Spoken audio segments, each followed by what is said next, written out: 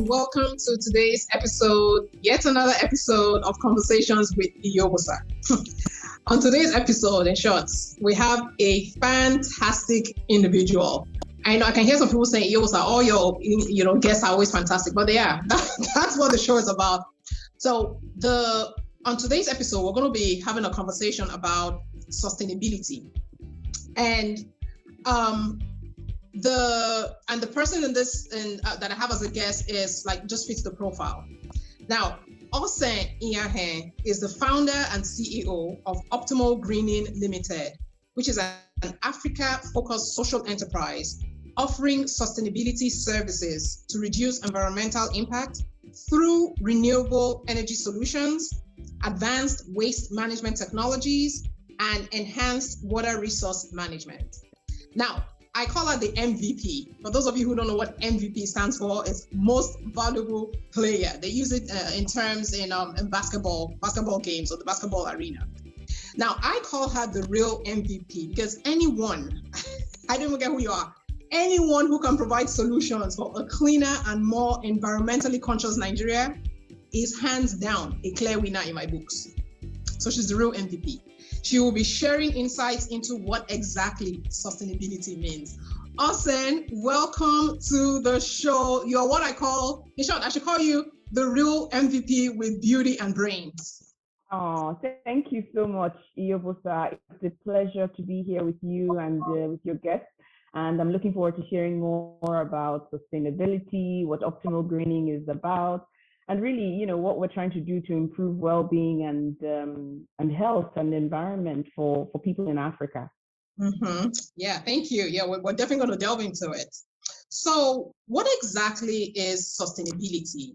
Because we know in the past few years, I want to say maybe a decade or so, there has been this rising movement, right, about sustainability all over the world, and Nigeria is no exception.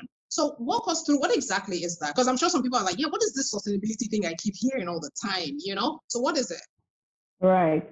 So sustainability is a really broad field, and that's why, a lot of people are not clear exactly what it is.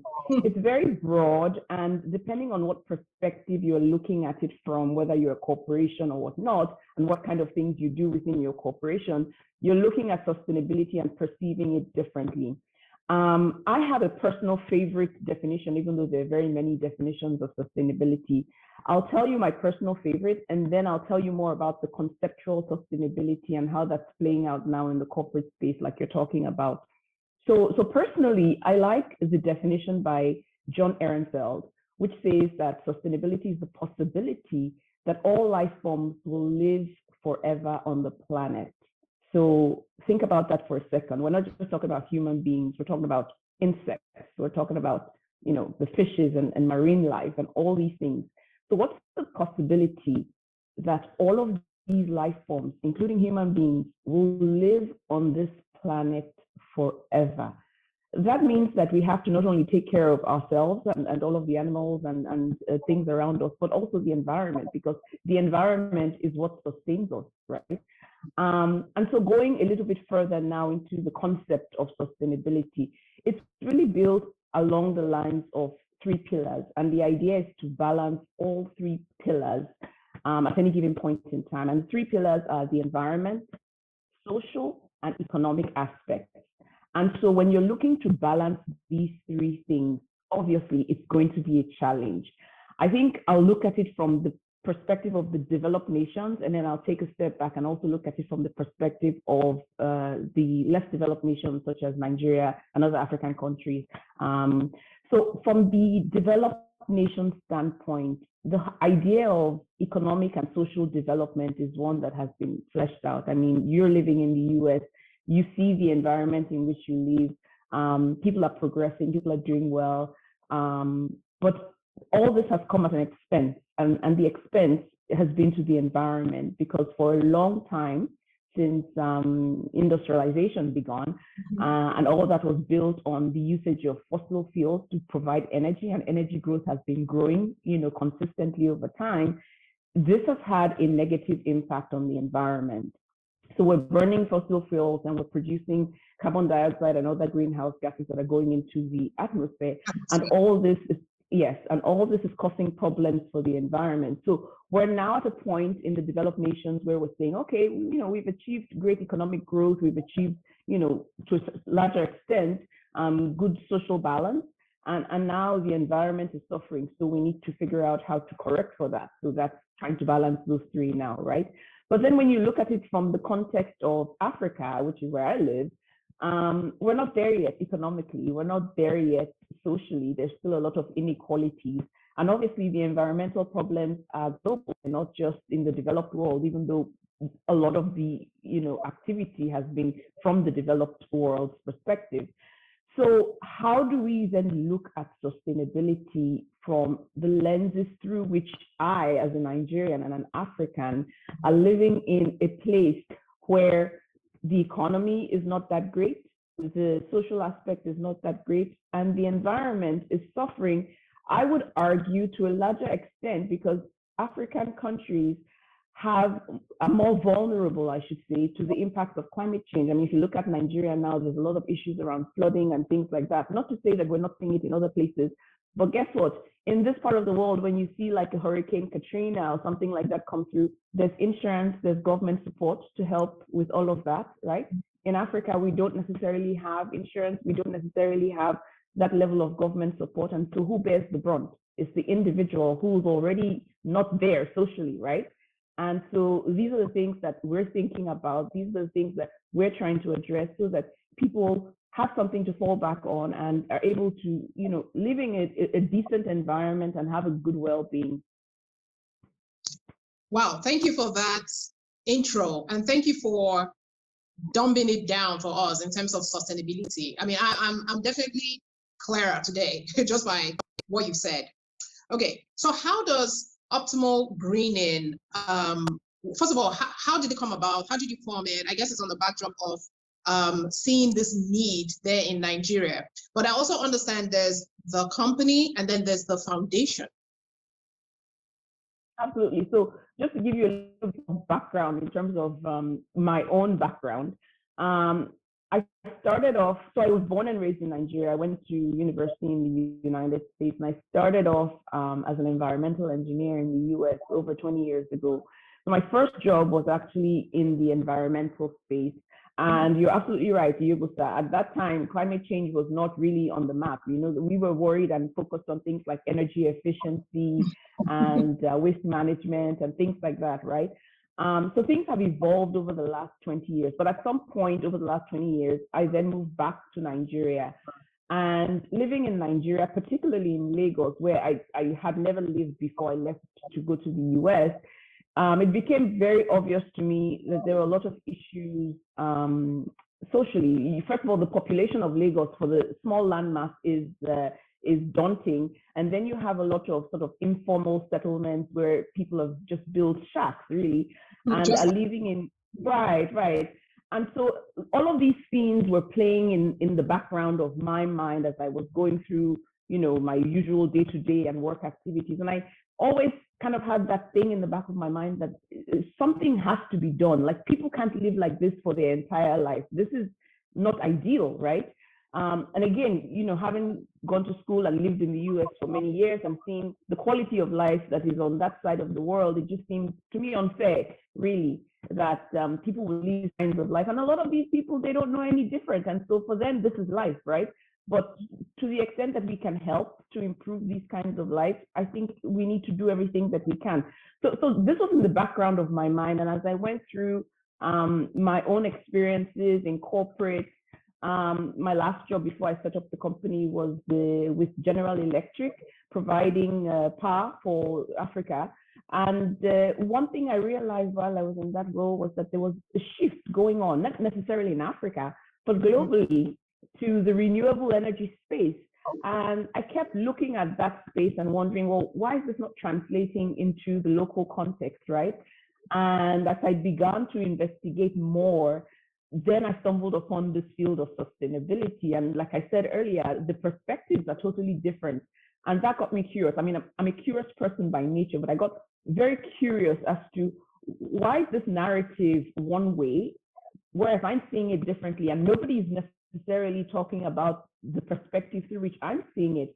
And so that really inspired me to go back into academia and try to understand the field of sustainability a little more. And so it was in the process of doing that I realized, okay, there's something here, there's something that can be done, but it has to be in a structured manner. And that's why I decided to set up Optimal Greening. So like you rightly said, there's two entities. There's Optimal Greening Limited, which is a consultancy.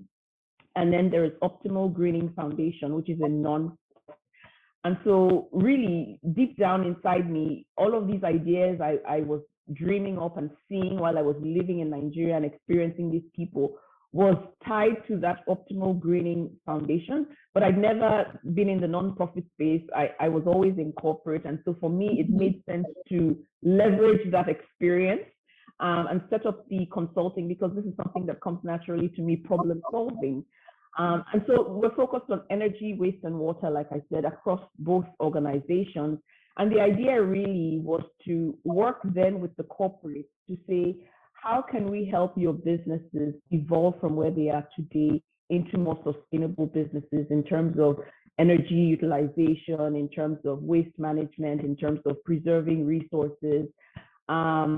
So central key themes around sustainability, but at the same time, working with communities on the ground to be able to bring these sustainability services to them, tapping into our corporates who we believe should and want to participate in that kind of activity to help communities within which they operate, as well as tapping into the international market as well to say, look, there's a lot going on here from a sustainability standpoint, and you should be supporting, right? So that's kind of the idea behind Optimal Greening. And we are already, 3 years old now. We're doing a lot on the consulting side as well as the nonprofit. I would say consulting started off first. And now, since last year or so, we started the project on the nonprofit side as well. So we are pleased with how far we've come in a very short time. And it to me, it just sounds like a win-win. If it's possible to say win-win-win-win-win situation, right? Just 5 wins, because the communities that the foundation is serving, need these types of services, right? Need the enhancement, right, to the environment, to their lives, and the private sector, or the companies in the private sector that you partner with. This really helps them in terms of their CSR initiatives, right? It's one way to check. Hoping they're not just checking the box, but it's one way to hey, you know what? This is how we're giving back to the communities that we serve, right? And it Absolutely. is right. And it's a win for you, for your company, in that you're able to see this whole, partake in this whole sustainability trend and make a real difference, altogether. Yes, for me, that was the idea behind setting up the 2 entities, because anyone can set up a company to make business and make money, right? So for me, it goes beyond that. The idea is that you want everyone to win, because everyone can win. And in fact, collaboration is central to sustainability. So it is not about optimal greening. It is about the companies and the communities that we are serving. But everyone has to come to the table, because everyone has something to give and to provide. And in doing so, everyone wins. So give me an example of one of the community projects now. Let's just really take it home, right? Give me something tangible that you've worked on and just what the results were. Right. So our first project is a pilot project of water and sanitation in Lagos. It's in a community called Agala. It's an island community, actually. So it's about 20-minute boat ride from Lagos mainland. This community, like very many communities in Nigeria, is one that lacks access to basic amenities, so water, electricity, sanitation, all of these things. And this community was brought to our attention by another NGO, an educational NGO that was working with the children in that community, because obviously they don't have education as well. So they were providing sort of informal educational training to the children. And they came to us and said, these children can't even concentrate because they don't have water. They have skin rashes, they're scratching all the time. They're not present, right? And so they said, well, we know you are into sustainability. Is there something you can do to help? So we went there and we started working with them to understand really all their needs, but then to prioritize. And we came out of that exercise knowing that water and sanitation, like even basic toilets, they don't have, right? They do their business out in the water, or just openly on the land there. And so we started crafting a solution for water sanitation, which has really grown actually. So what we've done so far, just to, compress the story, is we've drilled a borehole there. We are going to install a water treatment facility to purify the water, because the water is not fresh water that we arrived at when we drilled. And that solution, because we want to be sustainable also, is a solar-based solution. So we have to install a solar system as well. And as part of that, on the back end, the waste from the sanitation facility, so we're building toilets, showers, hand washing stations as part of the sanitation facility, that is ongoing as well. And the waste from the sanitation facility, we are now planning to treat by using a biodigester. So that will produce also biogas, and that will then displace firewood cooking for the women in the community, which, as you know, is very prevalent in this part of the world, but also very harmful, particularly to the women who are mostly responsible for cooking, because of all the inhalation of toxins that come from the burning of wood. So, I mean, it's a suite of sustainable solutions, starting from the water, the solar, the sanitation facility, now the biogas facility. And like I said, this is a pilot project. So what we want to do is to establish that we can go into communities like this and we can make them self-sustaining, we can clean them up, we can make the environment better for them, we can improve their health, and then take that and replicate it across other communities like that, not only in Lagos, but Nigeria, and hopefully across Africa as well. So these are the kinds of things that we are doing on the ground in communities. It's fantastic, and as you're saying all that, I'm sitting here thinking, I'm like, okay, you're obviously not doing this in a vacuum. I take it you're probably working with maybe other NGOs, foreign or domestic, or government, right? The 3 tiers of government. So can you just maybe elaborate a little bit more on the collaborations on projects like these? Right. So like I said before, sustainability is one of those things where collaboration is absolutely key. You can't do anything by yourself. So right from the start of this project until where we are now, we've been working with everyone from other NGOs. Like I mentioned, it was an NGO who brought this to us, right? So we worked with them from the get-go to basically understand the community and to get a sense of what it is that they need. We also have worked with the local government, both the local and state government in Lagos, to let them know what we are doing, to solicit also some help from them. They've been very supportive. In fact, the local government wants us to come and do several more projects for other communities within that local government. And then on the private sector side, like I said, the vision was we'll work with other companies to be able to, like you said, CSR projects, right? So we have other companies who are contributing to this project. One of our clients on the consulting side has also contributed to the project. So these are the kinds of realizations in the collaboration that we are seeing. We are also reaching out internationally, and we are getting support, not as much as we would like in the first instance, but again, it is typical when you are working with international NGOs, for example, that they want to see projects being demonstrated, which is why this project, this pilot, is so important, because once we can formalize and conceptualize this and put it out there as a project that has been demonstrated, really, then we are able to go to such NGOs and such international financial organizations to say, we've proved the concept, now we want to expand, come and support. But I should say that the water treatment technology we are using is a German-based technology, and that company has also helped us to secure some financial support for that technology specifically as part of the project from a German-based water-focused NGO. So that's already coming through as well. I mean, we've gone really far. I would say that we are probably 75% of the way to completing the project.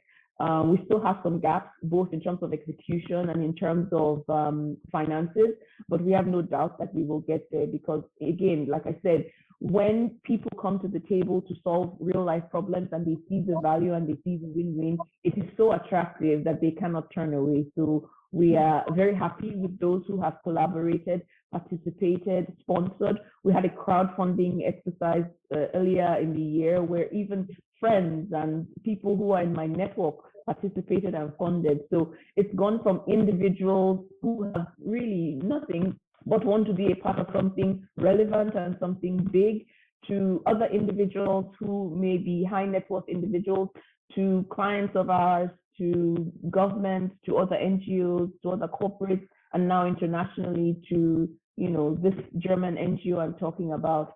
And so I think this is the beginning of many more collaborations with not just these people who are in this project, but many more people who will come in to do a lot more for the people who really need the support in Nigeria and across Africa. And it's fantastic. It's like, how they say, tiny drops of water make a mighty ocean. This is it. Like, if you do your bit, people do their bit, one by one, it just blows up. It just becomes, it comes to fruition, it just blows up, right? And who doesn't want to be part of a success story? Absolutely. Everyone has a part to play, and there is no space to say I'm too small or I don't have enough and I put up my hand and say there's nothing I can do. There is always something that you can do, no matter how small, because like you said, little drops add up. I mean, I have friends who are struggling themselves. Some people get $10. They said, look, I don't have, but this is so fantastic that I just want to give the little that I do have, right?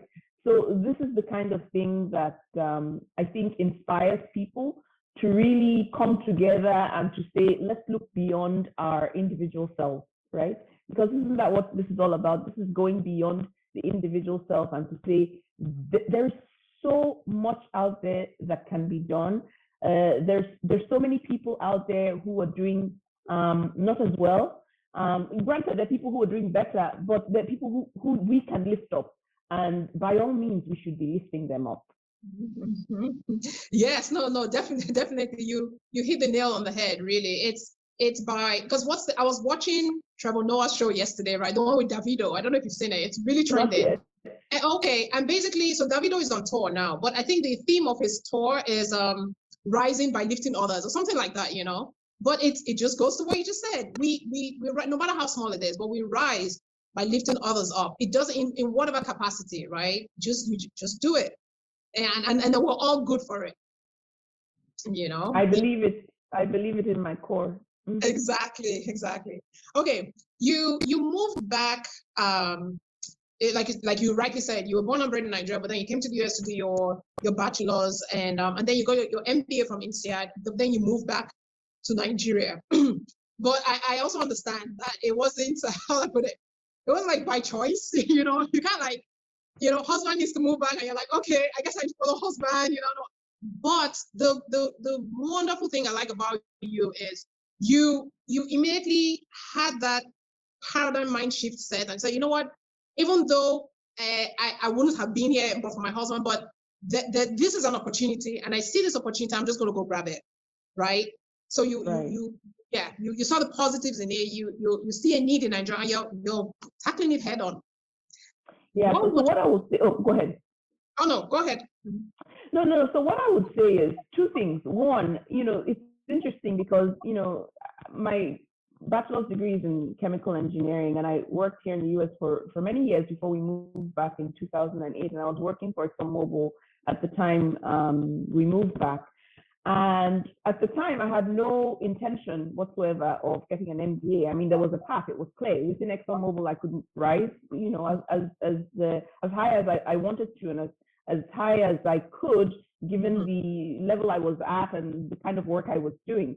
But when I moved to Nigeria, I went to work for a local company, which was a startup at the time, and I quickly realized within that startup environment that my technical background, was not going to get me to the level that I wanted to rise to. It was not enough, basically. Yeah. Right. Yeah. But it became very apparent very early on after moving back that I needed to augment that technical degree with a business degree. And so that's why I went to INSEAD. So I was already living in Nigeria, had already moved back by the time I went to INSEAD. Yes. Okay. And so after I finished INSEAD, it was clear to me that I wanted to come back and work in the energy sector because, growing up, and that's part of the reason why I studied chemical engineering, actually, because growing up in Nigeria, it was like, yeah, the oil company is where you want to go work, right? And the irony of it is when I then moved to the US and finally got my degree in chemical engineering, there were so many other things that one could do as a chemical engineer that even focusing on energy seemed very narrow.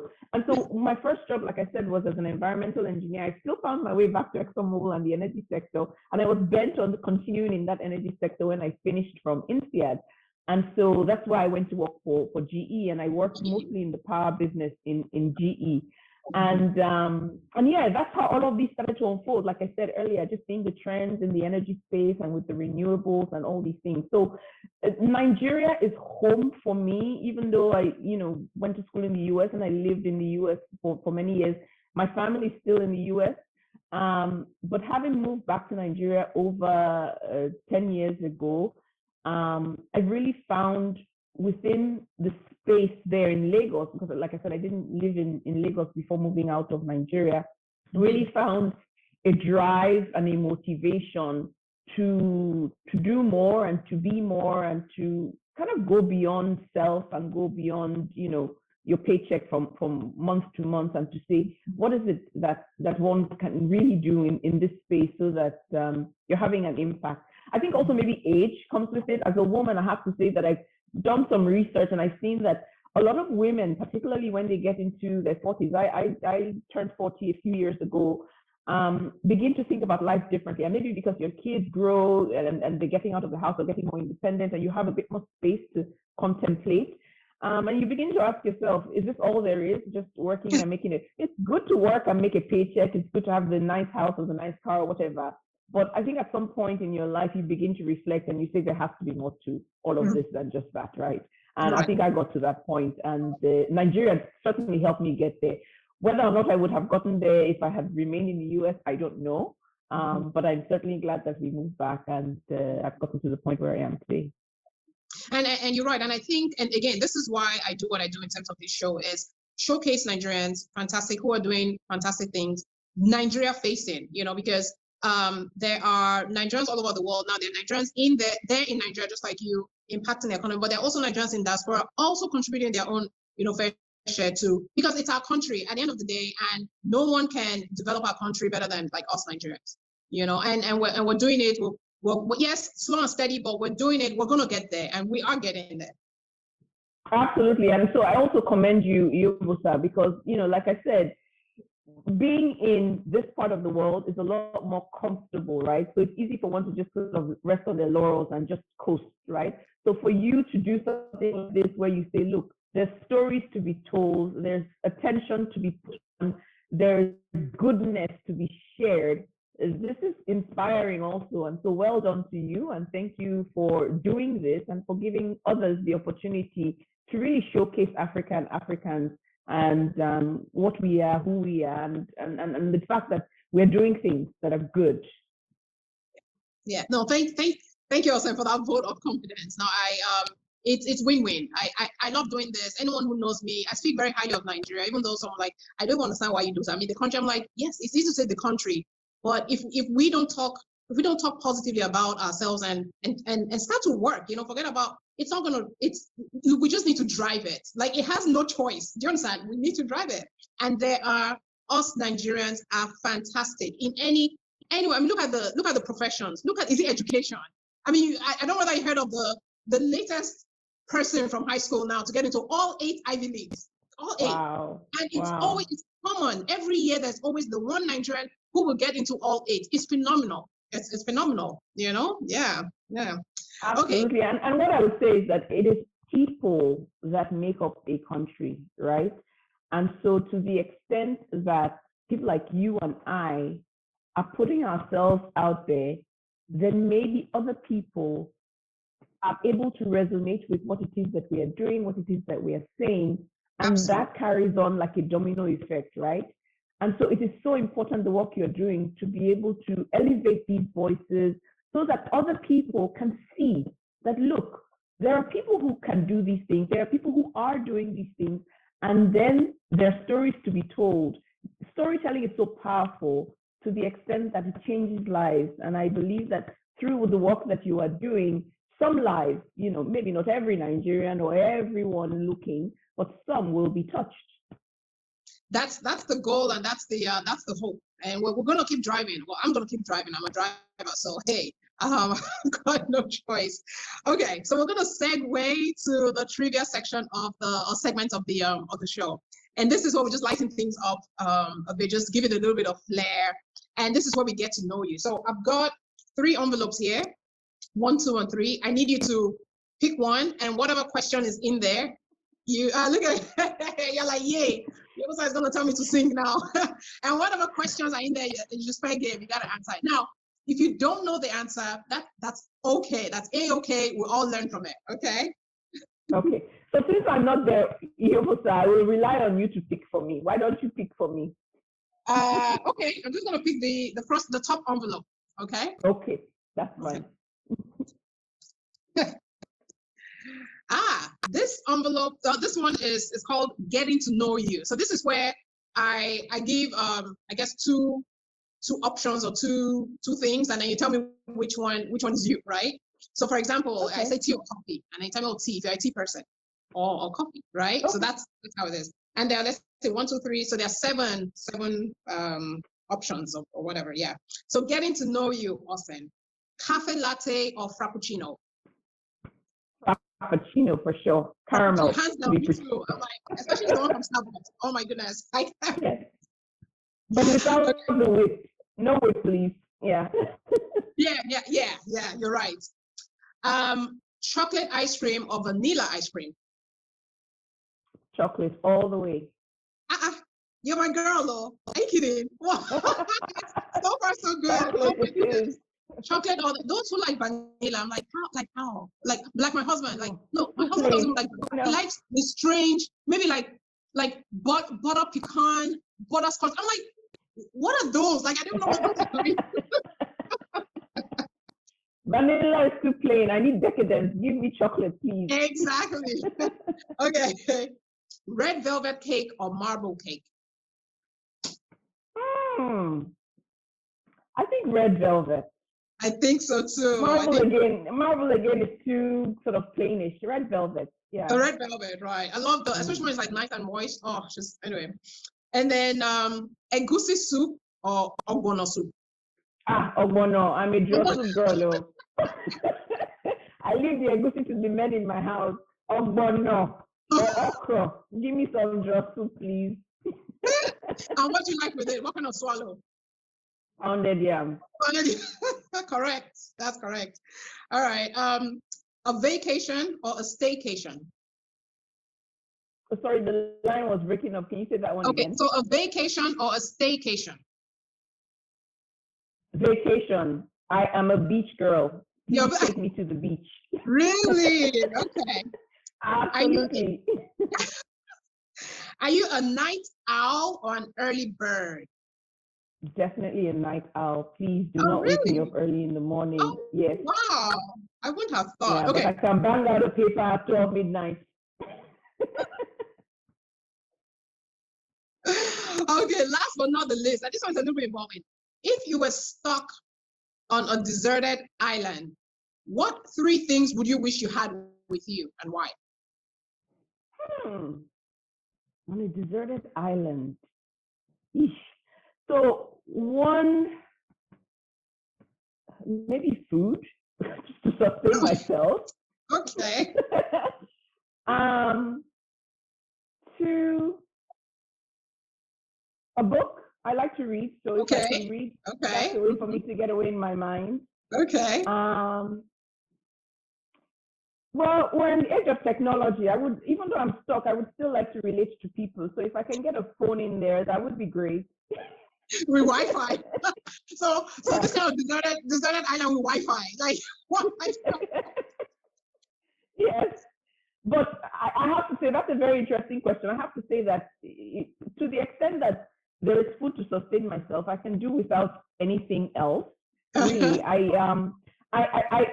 can I feel very comfortable in myself, so I can be with myself in that way on a deserted island, so long as I can sustain myself with food.